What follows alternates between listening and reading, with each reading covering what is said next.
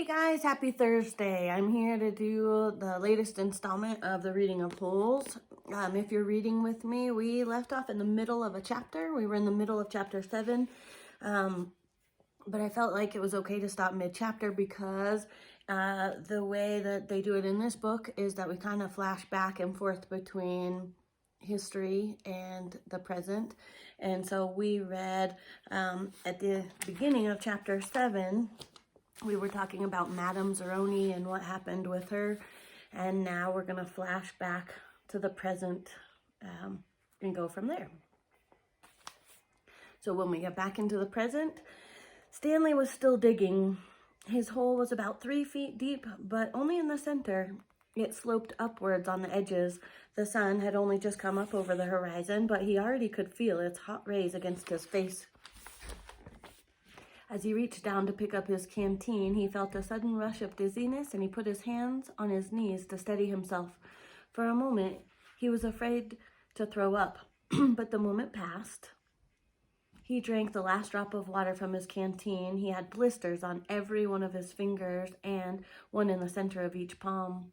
Everyone else's holes was a lot deeper than his. He couldn't actually see their holes, but he could tell by the size of their dirt piles. He saw a cloud of dust moving across the wasteland, and he noticed that the other boys had all stopped digging and were watching it too. The dirt cloud moved closer, and he could see that it trailed behind a red pickup truck. The truck stopped near where they were digging, and the boys all lined up behind it. X-ray in front, Zero at the rear. Stanley got in line behind Zero. Mr. Sir filled each of their canteens from a tank of water in the bed of the pickup. As he took Stanley's canteen from him, he said, "This isn't the Girl Scouts, is it?" He says that a lot. Stanley raised and lowered one shoulder. Mr. Sir followed Stanley back to his hole to see how he was doing. You better get with it," he said, "or else you're going to be digging in the hottest part of the day." He popped some sunflower seeds into his mouth, deftly removed the shells with his teeth, and then spat them into Stanley's hole. Every day, so we're going back in history again. Every day, Elia carried the little piglet up the mountain and sang to it as it drank from the stream. As the pig grew fatter, Elia grew stronger. On the day of Myra's 15th birthday, Elia's pig weighed over 50 stones. Madame Zeroni had told him to carry the pig up the mountain on that day as well, but Elia didn't want to present himself to Myra smelling like a pig. Instead, he took a bath. It was his second bath in less than a week. He led the pig to Myra's. Igor Barkov was there with his pig as well. "These are 2 of the finest pigs I have ever seen," Myra's father declared. He was also impressed with Elia, who seemed to have grown bigger and stronger in the last 2 months. "I used to think that you were a good-for-nothing book reader," he said, "but now I see that you could be an excellent mud wrestler." "May I marry your daughter?" Elia boldly asked. "First, I must weigh the pigs." Alas, poor Elia should have carried his pig up the mountain one last time. The 2 pigs weighed exactly the same. We're back to the present.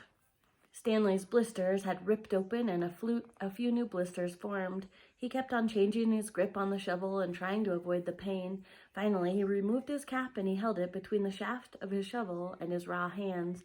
This helped, but digging was harder because the cap would slip and slide. The sun beat down upon his unprotected head and neck. Though he tried to convince himself otherwise, he had been aware for a while that his piles of dirt were too close to his hole. The piles were outside of his 5-foot circle, but he could see that he was going to run out of room. Still, he pretended otherwise, and he kept adding more dirt to the piles that he would eventually have to move. The problem was that when the dirt was in the ground, it was compacted. It expanded when it was excavated. The piles were a lot bigger than his hole was deep. It was either now or later. Reluctantly, he climbed up and out of his hole, and once again he dug his shovel into his previously dug dirt. We're going back in time again. Myra's father got down on his hands and his knees and closely examined each pig, tail to snout.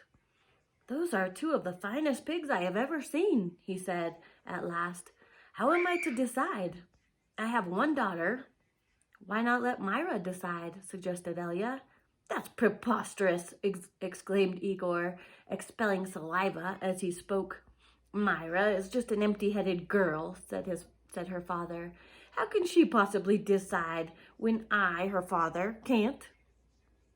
She knows how she feels in her heart, said Elia. Myra's father rubbed his chin, and then he laughed and he said, Okay, why not? He slapped Elia on the back. It doesn't matter to me. A pig is a pig. Then he summoned his daughter. Elia blushed when Myra entered the room. Good afternoon, Myra, he said. She looked at him. You're Elia, right? She asked. Myra, said her father. Elia and Igor each have offered a pig for your hand in marriage. It doesn't matter to me. A pig is a pig, so I will let you make the choice. Whom do you wish to marry?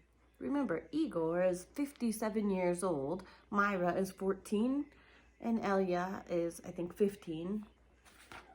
But Myra looked confused. Wait, you want me to decide? That's right, my blossom, said her father. Well, gee, I don't know, said Myra. Which pig weighs more? They both weigh the same, said her father. Golly, said Myra. Well, I guess I choose Elia. No, Igor. No, Elia. No, Igor. Oh, I know. I'll think of a number between 1 and 10, and I will marry whoever guesses the closest number. Okay, I'm ready. 10, guessed Igor. Elia said nothing. Elia, said Myra, what number do you guess? Elia didn't pick a number. Marry Igor, he muttered. You can keep my pig as a wedding present. The next time the water truck came, it was driven by Mr. Pendanski, who also brought sack lunches. Stanley sat with his back against a pile of dirt, and he ate. He had a bologna sandwich, potato chips, and a large chocolate chip cookie. How you doing? Asked Magnet. Not real good, said Stanley. Well, the first hole is the hardest, Magnet said. Stanley took a long, deep breath. He couldn't afford to dawdle. He was way behind the others, and the sun just kept getting hotter. It wasn't even noon yet, but he didn't know if he had the strength to stand up. He thought about quitting. He wondered what they would do to him. What could they do to him? His clothes were soaked with sweat. In school, he had learned that sweating was good for you. It's nature's way of keeping you cool. So then why was he so hot? Using his shovel for support, he managed to get to his feet. Where are we supposed to go to the bathroom? He asked Magnet. Magnet gestured with his arm to the great expanse around them. Pick a hole, any hole, said Magnet. Stanley staggered across the lake, almost falling over a dirt pile. Behind him, he heard Magnet say, But first, make sure nothing's living in it. After leaving Myra's house, Elia wandered aimlessly through the town until he found himself down by the wharf. He sat down on the edge of a pier and he stared down into the cold black water. He could not understand how Myra had trouble deciding between him and Igor. He thought that she loved him. Even if she didn't love him, couldn't she see what a foul person Igor was? It was like Madame Zeroni had said. Her head was as empty as a flower pot. Some men were gathering on a dock, and he went to go see what was going on. A sign read, Deckhands wanted, free passage to America. He had no sailing experience, but the ship's captain signed him aboard. The captain could see that Elia was a man of great strength. Not everybody could carry a full-grown pig up the side of a mountain. It wasn't until the ship had cleared the harbor and was heading out across the Atlantic that he suddenly remembered his promise to carry Madame Zeroni up the mountain. He felt terrible. He wasn't afraid of the curse. He thought that was a lot of nonsense. He just felt bad because he knew that Madame Zeroni had wanted to drink from the stream before she died. 0 was the smallest kid in Group D, but he was the first one to finish digging. You're finished? Stanley asked enviously. 0 said nothing. Stanley walked over to 0's hole and watched him to measure it with his shovel. The top of his hole was a perfect circle and the sides were smooth and steep. Not one dirt clod more than necessary had been removed from the earth. 0 pulled himself up to the surface. He didn't even smile. He just looked down at his perfectly dug hole, spat in it, and then turned and headed back to the camp compound. "Zero's one weird dude," said Zigzag. Stanley would have laughed, but he didn't have the strength. Zigzag had to be the weirdest dude Stanley had ever seen. He had a long, skinny neck and a big, round head with wild, frizzy blonde hair that stuck out in all directions. His head seemed to bob up and down on his neck. It was like it was on a spring. Armpit was the second one to finish digging. He also spat into his hole before heading back to the camp compound. One by one, Stanley watched each of the boys spit into his hole and then return to the camp compound. Stanley kept digging. His hole was almost up to his shoulders, although it was hard to tell exactly where the ground level was because his dirt piles completely surrounded the hole. The deeper he got, the harder it was to raise the dirt up and out of the hole. Once again, he realized he was going to have to move the piles. His cap was stained with blood from his hands. He felt like he was digging his own grave. In America, Elia learned to speak English. He fell in love with a woman named Sarah Miller. She could push a plow, milk a goat, and most important, think for herself. She and Elia often stayed up half the night talking and laughing together. Their life was not easy. Elia worked hard, but bad luck just seemed to follow him everywhere. He always seemed to be in the wrong place at the wrong time. He remembered Madame Zeroni telling him that she had a son in America. Elia was forever looking for him. He'd walk up to complete strangers and ask them if they knew someone named Zeroni or had ever heard of anyone named Zeroni. No one ever did. Elia wasn't sure what he would do if he ever found Madame Zeroni's son. Anyway, carry him up a mountain and sing the pig lullaby to him? As his barn was struck by lightning for the third time, he told Sarah about his broken promise to Madame Zeroni. "I'm worse than a pig thief," he said. "You should leave me and find someone who isn't cursed."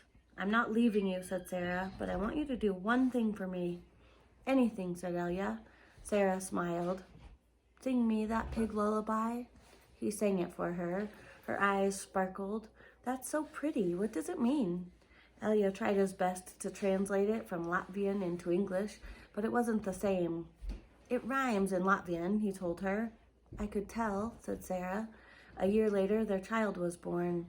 Sarah named him Stanley because she noticed that Stanley was Yelnats, spelled backwards. Sarah changed the words of the pig lullaby so that they rhymed, and every night she sang it to Stanley. If only, the woodpecker sighs. The bark on the tree was as soft as the skies, while the wolf waits below, hungry and lonely, crying to the moon, if only, if only. Stanley's hole was as deep as his shovel, but not quite wide enough on the bottom. He grimaced as he sliced off a chunk of dirt, and then he raised it up and flung it up and onto a pile.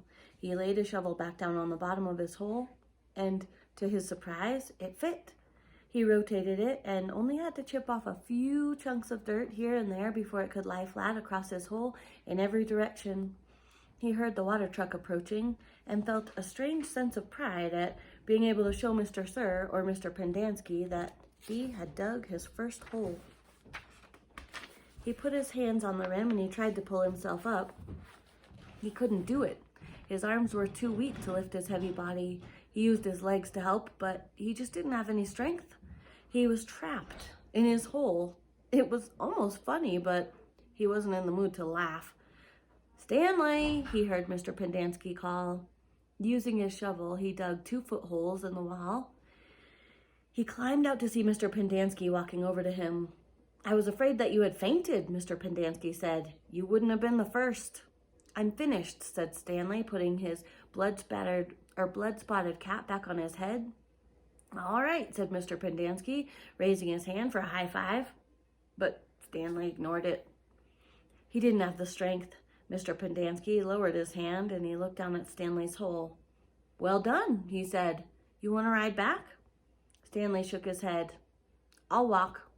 Mr. Pendanski climbed back into the truck without filling Stanley's canteen. Stanley waited for him to drive away, and then he took another look at his hole. He knew it was nothing to be proud of, but he felt proud nonetheless. He sucked up the last bit of his saliva, and he spat. All right, that's the end of Chapter 7. We're going to pick up on Chapter 8 tomorrow. Have some fun. Get some sunshine today, guys.